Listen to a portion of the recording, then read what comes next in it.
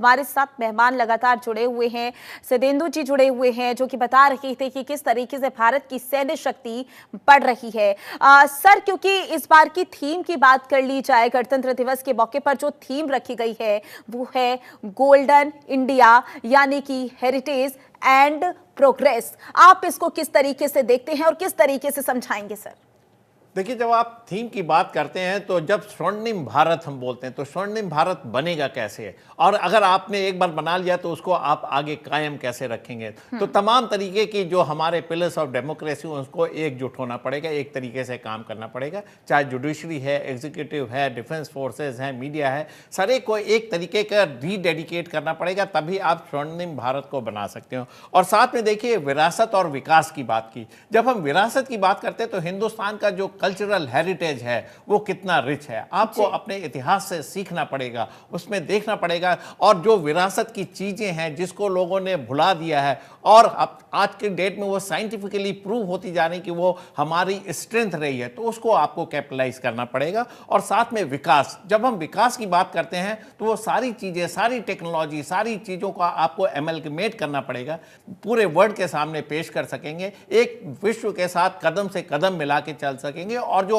Developed nation की एक जो कैटेगरी बनी है विश्व में, आप उसको ज्वाइन कर सकेंगे। हिंदुस्तान देखिए इस रास्ते पे बहुत तेजी से चल रहा है, इकोनॉमी का डेवलपमेंट देखिए, डिफेंस का प्रोग्रेस देखिए, और जिस तरीके से पूरा विश्व हमारी तरफ हसरत भरी निगाहों से देखता है, कोई भी क्राइसिस हो उसमें भारत एक अहम भूमिका निभाता है। उसकी वजह यह है कि हम किसी लीग ऑफ नेशन को फॉलो नहीं करते हैं, हमारी इंडिपेंडेंट विदेश नीति है, हमारे जो नेतृत्व है उसमें स्टेबिलिटी है, और एक कैरिस्मेटिक पर्सनालिटी हमारे देश को लीड कर रहा है। तो इस तरीके की जब सारी चीजें होती हैं तो जो आज की डेट में 26 जनवरी का जो आपने थीम दिया बड़ा एप्ट है, स्वर्णिम भारत, हम सारे लोग इसकी कल्पना करते हैं और आगे आने वाली जनरेशन को एक बहुत ही सुरक्षित भविष्य हम देने वाले हैं, तभी ये स्वर्णिम भारत की कल्पना एक्चुअली ग्राउंड में चरितार्थ होगी। हम इसकी तरफ तेजी से अग्रसर हो रहे हैं।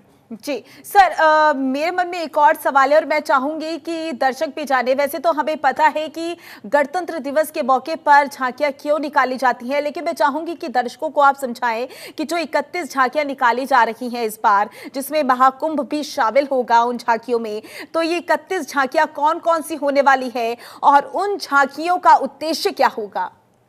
देखिए, ये झांकियां जब निकलती तो इसमें तमाम तरीके के पूरी भारत की संस्कृति का एमलगमेशन होता है, तमाम डिफरेंट सेक्शन जो हिंदुस्तान की सोसाइटी के उनका एमलगमेशन होता है। स्टेट की झांकियां निकलती हैं, तमाम तरीके के डिपार्टमेंट्स जो हैं, इंस्टीट्यूशन है, उनकी झांकियां निकलती हैं, डिफेंस फोर्सेस मार्चिंग कंटिजेंट होता है, माउंटेड कंटिजेंट होता है। तो एक तरीके के पूरे भारत को आज की डेट में कर्तव्य पथ पे उतार दिया जाता है। तो इसमें तमाम तरीके का सिलेक्शन होता है। देखिए, हिंदुस्तान का जो कल्चरल हेरिटेज है बहुत रिच है। आप कश्मीर से कन्याकुमारी, ईस्ट से वेस्ट की तरफ अगर आप जाएंगे तो 31 झांकियां उसको रिप्रेजेंट नहीं कर पाएंगी। बहुत बड़ी विधा है, बहुत बड़ा कंट्री, बहुत तरीके की कल्चरल डाइवर्सिटी है, लेकिन उस समय की सीमा कम होने की वजह से उसको सेलेक्ट किया जाता है और हर बार हर एक प्रांत को, हर एक डिपार्टमेंट को एक मौका मिलता है। तो इस तरीके की जब चीजें होती है और इसको कोऑर्डिनेट मिनिस्ट्री ऑफ डिफेंस करती है तो एक पूरा हिंदुस्तान का जो है जो कल्चर है वो ग्राउंड पे आता हुआ दिखता है। तो हर बारी ये कोशिश होती है। देखिए, इंडिपेंडेंस से लेके आज तक आप अगर इस चीज को एनालाइज करेंगे तो हर रिपब्लिक डे अपनी अलग। 76वें गणतंत्र दिवस की तस्वीरें आना शुरू हो गई है, भव्य तस्वीरें आना शुरू हो गई हैं और हमारे साथ मेहमान भी जुड़े हुए हैं जो कि बता रहे थे कि किस तरीके से कर्तव्य पथ पर पूरा भारत उतर जाता है। जो झांकियां निकाली जाती हैं उसके जरिए बताने की कोशिश की जाती है कि आज के समय में भारत कितना ताकतवर हो गया है, कितना विकसित हो गया है और आने वाले समय में भारत विकसित भारत की ओर आगे बढ़ेगा। सर, अगर बात यहां पर की जाए भारत के वर्चस्व की, कि विश्व में भारत का वर्चस्व कितना मजबूत हुआ है, भारत की भूमिका क्या है, तो उसके बारे में आप क्या कहेंगे?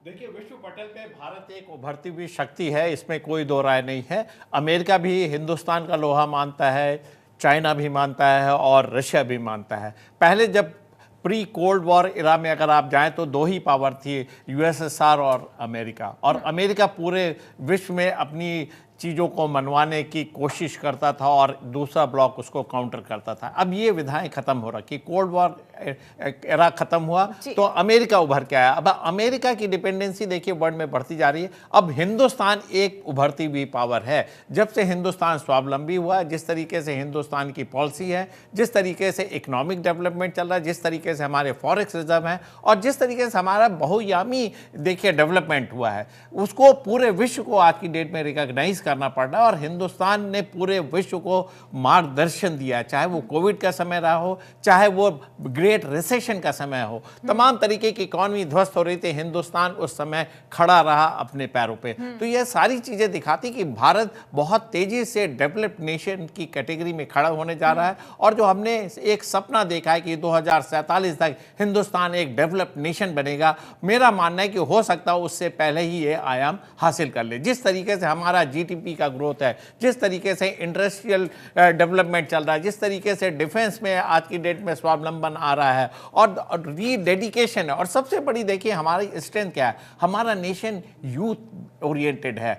60% जनता जो है 35 साल की कम उम्र की है। एक तरफ जहां पूरा विश्व और यूरोप एजिंग प्रॉब्लम से गुजर रहा है, हिंदुस्तान एक यंग नेशन के तौर पे आगे आया है। और जिस तरीके के उसकी विश्व की हिंदुस्तान के ऊपर प्रति डिपेंडेंसी बढ़ रही है, हिंदुस्तान उसको डिलीवर कर रहा है। देखिए कोविड एक बहुत बड़ा ऐसा विश्व में महामारी आई थी जिसमें भारत ने पूरे विश्व का मार्गदर्शन किया, कैसे उसको हैंडल किया जा सकता है ये बताया। तो मेरा कहने का मतलब यह है कि वो दिन दूर नहीं जब हिंदुस्तान पूरी तरीके से डेवलप्ड नेशन की कैटेगरी में खड़ा होगा और साथ में एक मैसेज देता है पीस का, हार्मोनी का, ब्रदरहुड का। ये सबसे बड़ी बात है। आप डेवलप नेशन होते हैं लेकिन आप तमाम तरीके के युद्ध की में जुड़ जाते हैं, एक ब्लॉक को सपोर्ट करते हैं, तो कहीं ना कहीं आपकी पॉलिसी अफेक्टेड होती है और आप अपनी मनमर्जी कराना चाहते हैं। हिंदुस्तान एक ऐसा देश है जो वेस्ट की भी बात करता है, नॉर्थ साउथ की भी बात करता है, हैव और हैव नॉट के जो खास बात यह है कि भारत अच्छी तरीके से जानता है कि भारत को कब, कहां और किस जगह किस देश को प्राथमिकता देनी है। जी हाँ, देखिए जो नेशनल पॉलिसीज होती है वो नेशन के इंटरेस्ट पे डिपेंड करता है।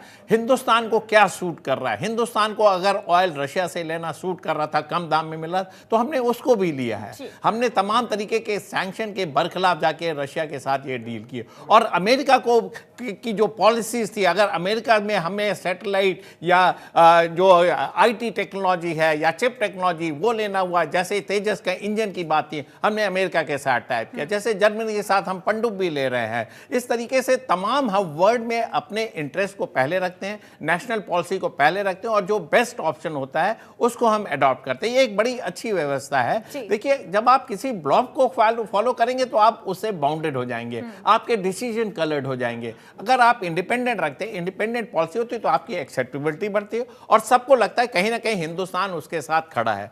विश्व के किसी कोने में कोई आपदा है, चाहे टर्की का वो अर्थक्वेक हो, हमने उनकी पहले जाके मदद की। तमाम तरीके के पैलेस्टीन के लिए भी हमने सहायता दी, हमने इजराइल के साथ भी अपने संबंध बना के रखे। तो हमारी जो एक्सेप्टेबिलिटी है, देखिए आज की डेट में वो उसकी सब लोग आज की डेट में पूरे विश्व को उसकी जरूरत है। तो ये सबसे बड़ी खास बात है। सवाल मेरे मन में आ रहा है क्योंकि इस बार के मुख्य अतिथि की बात करें तो इंडोनेशिया के राष्ट्रपति हैं, तो इस बार उनको इनवाइट किया गया है और जाहिर सी बात है कि ये कहीं ना कहीं ये दृश्य दिखाता है, ये साबित करता है कि आने वाले समय में जो भारत और इंडोनेशिया के रिश्ते हैं वो और ज्यादा मजबूत हों। तो आप इसको किस तरीके से देख रहे हैं?